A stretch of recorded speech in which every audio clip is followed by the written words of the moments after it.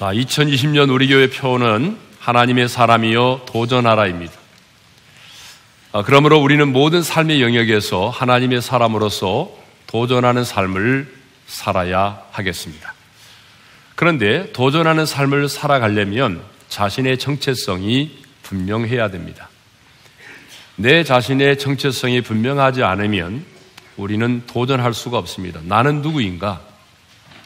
나는 어디에 속한 사람인가라고 하는 자신의 정체성이 분명해야 우리가 싸울 수도 있고 도전할 수도 있고 환난과 핍박도 이겨낼 수 있고 당당하게 살아갈 수도 있습니다.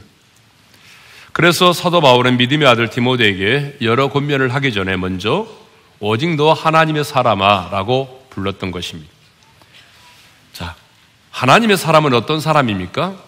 신약 시대에서 하나님의 사람은 하나님께 속한 자를 말합니다. 하나님께 속한 자는 예수를 믿고 영접함으로 그 소속과 신분이 달라진 사람이죠. 그러므로 내가 예수를 믿고 확실하게 예수님을 영접했다고 한다면 나는 이 세상에 속한 자가 아닌 하나님께 속한 자, 곧 하나님의 사람인 것입니다. 우리 옆 사람과 인사하겠습니다. 당신은 하나님의 사람입니다. 그런데 사도 바울은 디모데에게 오직 너 하나님의 사람아 라고 부른 다음에 몇 가지 권면을 하게 되죠. 5가지 권면을 하게 되는데요. 그 5가지 권면이 뭐냐 그러면 피하라, 그리고 따르라, 싸우라, 치하라, 지키라입니다. 그런데 이 5가지 권면, 이 5가지 권면에 주어진 동사가 모두 군사용어라는 것입니다. 군사용어입니다. 피하라, 따르라, 싸우라, 치하라, 지키라 다 군사용어로 되어 있습니다. 그러니까 이 5가지 권면은 하나님의 사람이 반드시 지키며 행해야 될 명령이라는 것이죠. 그래서 13절을 보게 되면 바울은 디모데에게 그리스도 예수 앞에서 내가 너를 명하노니라고 표현하고 있고 14절에서는요, 이 명령을 지키라고 그렇게 말하고 있는 것입니다. 그러니까 하나님의 사람은 이 5가지 권면은 지켜도 되고 지키지 않아도 되는 것이 아니라 반드시 지켜야 될 명령과도 같은 권면이라는 것입니다. 그런데 우리는 지난주에 이 5가지 권면 가운데 첫 번째 권면, 이것들을 피하라는 권면을 생각했습니다. 오늘은 이어서 이제 다른 권면들을 우리 생각해 보도록 하겠습니다. 하나님의 사람에게 주시는 두 번째 권면이 무엇입니까? 이것들을 따르라고 하는 것입니다. 신앙생활은요, 피할 것을 피하는 것만으로 끝나는 것이 아닙니다. 피하는 것만이 신앙생활의 전부가 아닙니다. 피해야 될 것들을 피한 다음에는요, 우리가 적극적으로, 능동적으로 따라야 할 것들이 있습니다. 그래서 바울은 디모데에게 이것들을 피하라고 말한 다음에 곧 이어서 이것들을 따르라고 말합니다. 그러면 우리가 따라야 할 게 뭐죠? 11절 하반절에 보니까 이렇게 말씀하고 있네요. 다 같이요. 의와 경건과 믿음과 사랑과 인내와 온유를 따르며. 자, 그러면 이제 우리가 첫째로 의와 경건에 대해서 생각을 해보도록 하겠습니다. 이 의와 경건은 하나님과의 관계에서 나타나야 될 덕목입니다. 여기서 의는요, 법정에서 주로 사용되는 용어로서 하나님과의 관계에서 주어지는 것을 말합니다. 자, 우리는 예수를 믿음으로 의롭다함을 얻었습니다. 여러분, 예수 믿음으로 의롭다함을 받으셨죠? 예, 의롭다함을 얻은 사람은 크게 아멘 합시다. 네. 그러면 우리가 의롭다함을 얻었다고 한다면 우리는 의롭다함을 얻은 하나님의 자녀답게 의롭게 살아야 됩니다. 그러면 적극적인 의미에서 우리가 의롭게 산다는 것은 무엇을 의미할까요? 적극적인 의미에서 우리가 의롭게 산다는 것은 바로 우리 주 예수 그리스도로 말미암아 하나님과 화평을 누리는 것입니다. 자, 로마서 5장 1절에 그런 말씀이 있습니다. 읽겠습니다. 시작. 그러므로 우리가 믿음으로 의롭다 하심을 받았으니 우리 주 예수 그리스도로 말미암아 하나님과 화평을 누리자. 자, 의롭다 하심을 받았다면 우리 주 예수 그리스도로 말미암아 하나님과 화평을 누려야 한다는 것이죠. 그러면 우리 주 예수 그리스도로 말미암아 화평을 누린다고 하는 것은 뭐죠? 그것은 우리가 범죄하기 이전, 인간이 타락하기 이전의 상태로 돌아가는 것을 의미합니다. 원래 우리 인간은 하나님의 형상대로 지음받았고, 범죄하기 이전에 우리 인간들은요, 하나님의 형상대로 지음받았기 때문에 하나님의 통치 가운데 있었습니다. 하나님과 교제할 수 있었습니다. 하나님께 나아갈 수 있었습니다. 하나님의 음성을 들을 수 있었습니다. 그런데 우리 인간이 타락하여 범죄하고 난 이후에는요, 죄가 우리 가운데 들어오고 난 이후에는 우리가 어떻게 됐습니까? 하나님과 원수가 되었습니다. 하나님의 진노의 심판을 피할 수 없는 본질상 진노의 사람들이 되었습니다. 그런데 우리가 어느 날 예수를 믿음으로 말미암아 의롭다함을 얻게 된 거죠. 의롭다함을 얻게 되었다고 한다면 이제 우리는 어때요? 언제든지 예수의 보혈을 힘입기만 하면 그 은혜의 보좌 앞에 담대히 나갈 수 있게 되었습니다. 그러니까 사랑하는 자녀가 아버지에게 아무런 거리낌도 없이 그렇게 나아가는 것처럼 하나님의 자녀된 우리가 언제든지 예수의 보혈을 힘입기만 하면 은혜의 보좌 앞에 나아갈 수 있게 되었다는 얘기죠. 그러니까 예수 그리스도로 말미암아 화평을 누린다고 하는 것은 우리가 담대히 은혜의 보좌 앞에 나아가는 것을 말합니다. 하나님과 친밀한 교제를 나누면서 하나님의 통치를 받으면서 그 영광의 빛 가운데 살아가는 것을 말하죠.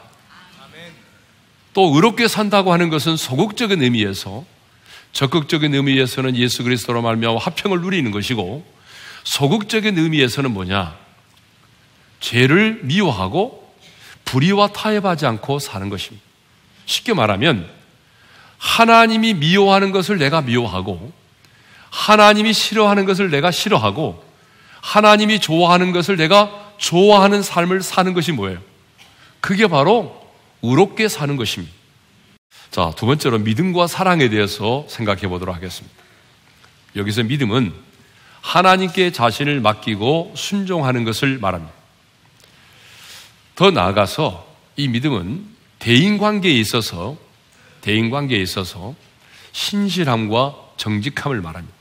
그러니까 하나님과의 관계에 있어서는 하나님께 자신을 맡기고 순종하는 것이 믿음이고, 대인관계에서는 신실함과 정직함을 갖는 것을 믿음이라고 말하는 거죠. 하나님의 사람의 삶의 방식이 뭘까요? 그것은 믿음이죠. 그래서 사도 바울은 오직 의인은 믿음으로 말미암아 살리라고 했습니다. 읽겠습니다. 시작. 오직 의인은 믿음으로 말미암아 살리라. 무엇으로 산다고요? 믿음으로 산다는 거예요. 네. 그래서 우리 예수님도 이런 말씀을 많이 하셨어요. 내 믿음이 크도다. 내 믿음대로 될지어다. 내 믿음이 너를 구원하였느니라. 여러분, 이런 표현을 예수님이 많이 하셨거든요. 이건 뭐예요? 우리 예수님은 어떤 사람을 평가하실 때에 믿음으로 평가하신다는 거예요. 예? 돈으로 평가하는 게 아니고, 그 사람의 지식으로, 외모로 평가하는 게 아니라 믿음으로 평가하신다는 것입니다. 그러므로 하나님의 사람은 무엇을 하든지 간에 믿음으로 해야 합니다. 믿음으로 행치 않는 것이 죄입니다. 자, 믿음에 대해서 살펴봤고요. 이번에는 사랑입니다. 사랑은 하나님께서 우리에게 보이신 것을 실천하는 것, 하나님께서 우리에게 주신 것을 흘려보내는 것을 말하죠. 그런데 하나님의 사랑을 우리가 실천하려면, 하나님의 사랑을 흘려보내려면 우리 안에 하나님의 사랑이 충만해야 되는 것입니다. 그렇죠? 내 안에 하나님의 사랑이 없는데 어떻게 하나님의 사랑을 흘려보낼 수가 있겠습니까? 근데 여러분 안에 하나님의 사랑이 있습니까? 근데 여러분 로마서 5장 5절에 보게 되면 이런 말씀이 있거든요. 우리 한번 읽겠습니다. 시작. 우리에게 주신 성령으로 말미암아 하나님의 사랑이 우리 마음에 부음받음이니. 여러분, 이 말이 놀랍잖아요? 성령으로 말미암아 하나님의 사랑이 우리 마음에 부은 바 될 것이다가 아니라 이미 부은 바 되었다는 거예요. 우리가 예수 믿을 때 성령님이 우리 안에 찾아오셨잖아요. 그죠? 누구든지 그리스도의 영이 없으면 하나님의 사람이 아니니까 우리 안에 하나님의 영, 성령님이 계십니다. 그런데 성령님이 우리 안에 오실 때에 하나님의 사랑을 우리 가운데 이미 부어주셨다는 거예요. 세상의 사람들은 지금 우리에게 하나님을 보여달라고 말하고 있어요. 그런데 여러분은 어떻게 하나님을 보여줄 수 있나요? 눈에 보이지 않는 영이신 하나님을 어떻게 보여줄 수가 있어요? 여러분, 눈에 보이지 않는 영이신 하나님을 보여줄 수 있는 유일한 길은요, 이미 우리 안에 부음받은 하나님의 사랑을 우리가 흘러보내는 것입니다. 내가 받은 하나님의 사랑을 그대로 보여주는 것입니다. 예. 세상의 사람들은요, 여러분이 주일날에 이곳에 와서 예배 드린다고 감동을 받지 않습니다. 세상의 사람들은 여러분이 예수 믿는다고 감동을 받지 않아요. 세상의 사람들이 감동을 받는 게 뭔지 알아요? 그것은 내가 예수를 믿는 것이 아니라 내 안에 부음받은 하나님의 사랑이 누군가에게 흘러갈 때 그 하나님의 사랑을 보면서 그들은 감동을 받는 것이고, 그리고 그들은 하나님을 알아가는 것입니다. 여러분을 통해서 이미 여러분 속에 부음받은 하나님의 사랑이 많은 사람들에게 흘러가기를 주님의 이름으로 축복합니다. 세 번째는 인내와 온유입니다. 자, 인내는 힘든 상황을 내가 참아내는 것입니다. 그럼 온유는 뭘까요? 자신에게 어려움을 가져다 주는 사람에게 적대감을 품지 않고 오히려 사랑으로 대하는 그 마음과 태도를 온유라고 말할 수 있습니다. 하나님은 하나님의 사람인 저와 여러분이 고통스러운 상황을 만났을 때도 인내할 수 있기를 원하십니다. 뿐만 아니라 나를 힘들게 하는 사람을 만났을 때도 온유함으로 대할 수 있기를 원하십니다. 하지만 우리는 이 인내와 온유의 삶을 살기가 쉽지 않습니다. 여러분, 알고는 있지만 이 인내와 온유의 삶을 사는 게 정말 쉽지 않아요. 왜 그럴까요? 그 이유는 내 자존심이 허락하지 않기 때문에 그래요. 내가 그렇게 온유한 자로서의 삶을 살아가게 되면 실패한 인생처럼 보이고 손해를 보는 것처럼 보입니다. 그래서 우리는 내 자존심이 허락하지 않고 그렇게 사는 삶이 꼭 실패한 사람처럼 보이고 너무 연약한 사람의 삶의 모습으로 보이기 때문에 우리는 알면서도 온유한 자로 살아가지 못할 때가 참 많이 있습니다. 그런데 여러분, 성경은 온유한 자에 대해서, 인내하고 온유한 자에 대해서 뭐라고 말씀하십니까? 내가 인내하고 온유를 따라 살아가면 하나님이 그 사람을 책임져 주신다는 것입니다. 자, 사도 바울은 이제 믿음의 아들 디모데에게 세 번째 고명이죠. 싸우라. 믿음의 선한 싸움을 싸우라고 말하죠. 12절 상반절의 말씀을 읽겠습니다. 시작. 믿음의 선한 싸움을 싸우라. 근데 여러분, 어떤 싸움을 싸우라고 말합니까? 믿음의 선한 싸움을 싸우라고 말하죠. 그러면 믿음의 선한 싸움이란 뭘까요? 여러분, 믿음의 선한 싸움은 뭐예요? 그것은요, 악을 악으로 갚지 않는 거예요. 용서할 수 없는 사람을 용서하는 거예요. 선으로 악을 이기는 거예요. 그래서 바울은 악에게 지지 말고 선으로 악을 이기라고 말하잖아요. 로마서 12장 20절과 21절입니다. 다 같이 읽겠습니다. 시작. 내 온수가 줄이거든 먹이고 목마르거든 마시게 하라. 그리함으로 내가 숯불을 그 머리에 쌓아 놓으리라.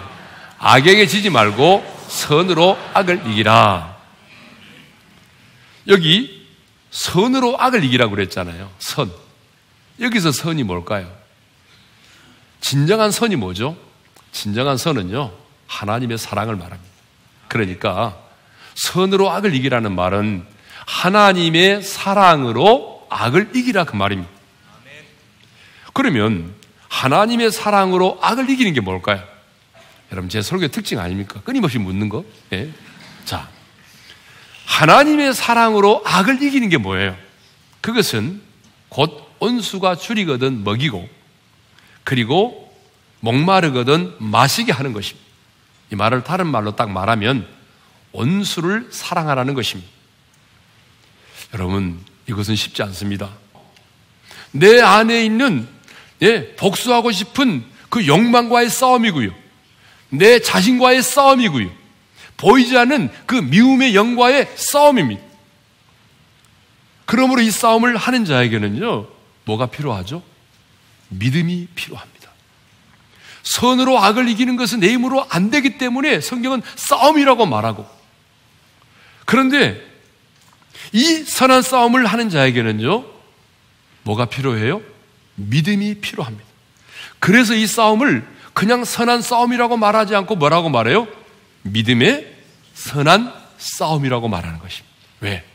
믿음이 있어야만이 선한 싸움을 싸울 수 있기 때문에 이 싸움을 그냥 싸움이라고 말하지 않고 선한 싸움, 더 앞에 뭐예요? 믿음의 선한 싸움이라고 말하고 있는 거예요. 그러니까 선한 싸움, 하나님의 사랑으로 악을 이기는 이런 선한 싸움은 믿음이 없이는 불가능하다는 거예요. 그러면 어떤 믿음일까요? 어떤 믿음이 있어야 우리가 믿음으로 이 선한 싸움을 싸울 수 있나요? 두 가지 믿음입니다. 첫 번째 믿음은요, 하나님의 사랑에 대한 믿음입니다. 그 누구도, 그 어떤 상황도, 그 어떤 것도 하나님의 사랑에서 나를 끊을 수 없다고 하는 이 분명한 믿음이 있어야 된다는 거죠. 두 번째 믿음은 내가 원수를 사랑하면 하나님께서 친히 내 원수를 갚아주신다는 믿음입니다. 그래서 바울은 로마서 12장 19절에서 이렇게 말하고 있습니다. 시작. 너희가 친히 원수를 갚지 말고 하나님의 진노하심에 맡기라. 여러분, 이걸 아셔야 돼요. 원수를 갚는 것은요, 여러분의 몫이 아닙니다. 원수를 갚는 것은 여러분에게 속한 영역이 아니에요. 그러니까 여러분이 하나님의 허락하신 영역을 건드리면 안 되는 거예요. 원수를 갚는 것은 누구의 몫입니까? 공의로우신 하나님의 몫입니다. 우리가 할 수 있는 건 뭐예요? 그냥 우리는 원수를 사랑하는 겁니다. 내가 원수를 사랑하면 하나님께서 그 원수를 친히 갚으십니다. 하나님의 사람은 이렇게 믿음의 선한 싸움을 싸워야 합니다. 이 믿음의 선한 싸움은 하나님께 속한 사람만이 할 수 있습니다. 그래서 성경을 보게 되면 사도 바울은요, 주님을 만난 이후에 이렇게 고백하잖아요. 인생의 마지막 순간에 이렇게 고백하잖아요. 내가 선한 싸움을 싸우고 나의 달려갈 길을 마치고 믿음을 지켰다. 디모데후서 4장 7절의 말씀을 읽겠습니다. 시작. 나는 선한 싸움을 싸우고 나의 달려갈 길을 마치고 믿음을 지켰으니. 여러분, 얼마나 위대한 고백입니까? 이 세상을 떠나기 바로 직전에 바울의 고백이 뭐예요? 나는 선한 싸움을 싸우고 나의 달려갈 길을 마치고 믿음을 지켰다는 거예요. 우리 모두 이 세상을 떠나기 전에 이런 아름다운 고백을 남기고 떠날 수 있기를 바랍니다. 아멘.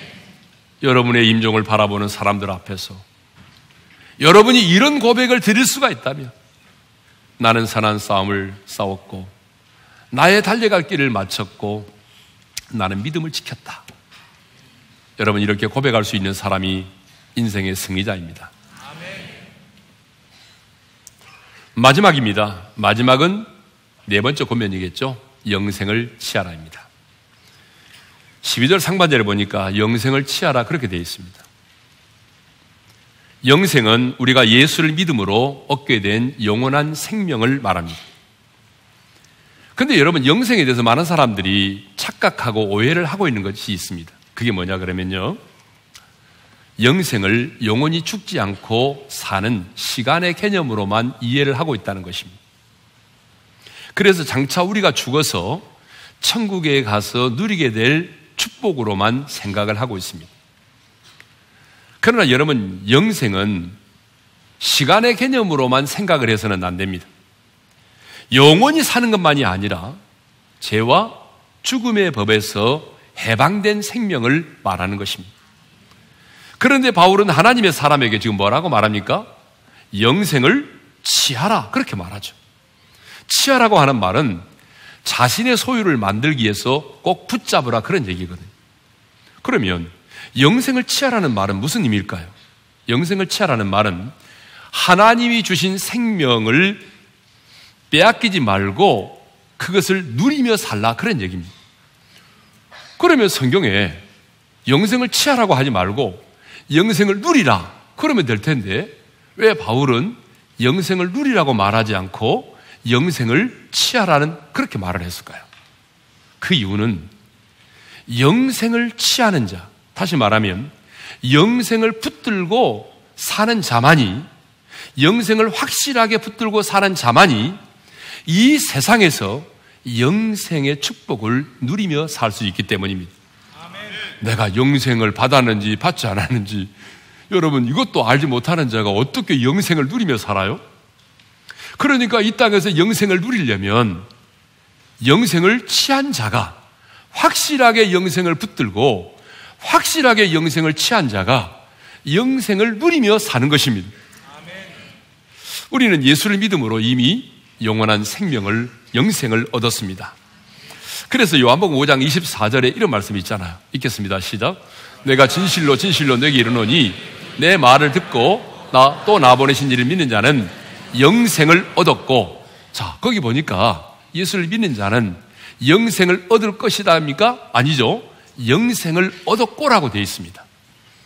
그러니까 저와 여러분은 이미 예수를 믿음으로 영생을 얻은 것입니다. 이미 영생을 얻은 자는 크게 아멘 합시다. 네, 우리는 이미 영생을 얻었습니다. 하지만 영생을 소유한 것으로 만족하지 말고 이제 그 영생을 붙들고 이 영생을 누리며 살아야 되는 것입니다. 하나님의 나라에 가기 전에 이 땅에서부터 영생을 누리며 살아야 되는 거죠.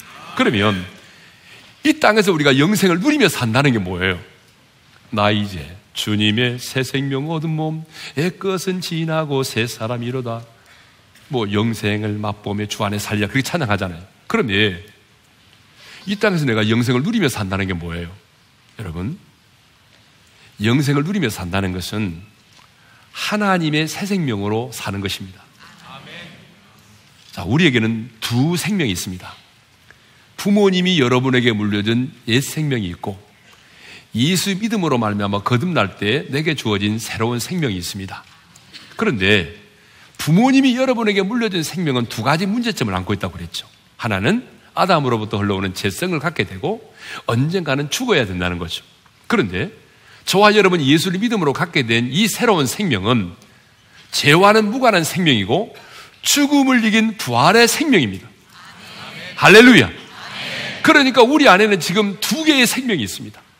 부모님이 물려진 생명과 예수를 믿음으로 말미암아 갖게 된 새로운 생명이 있습니다. 그런데 우리는 어떤 생명으로 살아야 되겠습니까? 새 생명으로 살아야 됩니다. 죄와 죽음의 법에서 해방된 생명으로 살아야 됩니다. 그러면 죄와 죽음의 법에서 해방된 생명으로 산다는 게 뭐예요? 이것은 하나님과의 친밀함을 누리며 사는 것입니다. 이렇게 하나님의 보좌 앞에 나와서 하나님을 예배하는 것도 영생을 누리는 것입니다. 하나님 앞에 무릎 꿇어서 기도하는 것도 영생을 누리는 것입니다. 그것만이 아니라 좀 더 구체적으로 말씀드리면 죽음 앞에 겁을 내지 않고 두려워하지 않는 것입니다. 우리 안에는 지금 어떤 생명이 있습니까? 죽음을 이긴 부활의 생명이 와 있습니다. 이 세상 사람들에게는 없는 죽음을 이긴 부활의 생명이 우리 안에 있습니다. 그러니까 우리는 이 세상의 사람들처럼 죽음 앞에 막 겁을 내고 두려워 떨면 안 된다, 그 말이에요. 왜? 우리 안에는 이미 죽음을 이긴 부활의 생명이 있기 때문에 어떤 상황 속에도 두려워하지 말고 죽음 앞에 겁을 내지 말고 여러분 당당하게 살아가시기를 바랍니다. 그게 뭐예요? 영생을 누리며 사는 것입니다.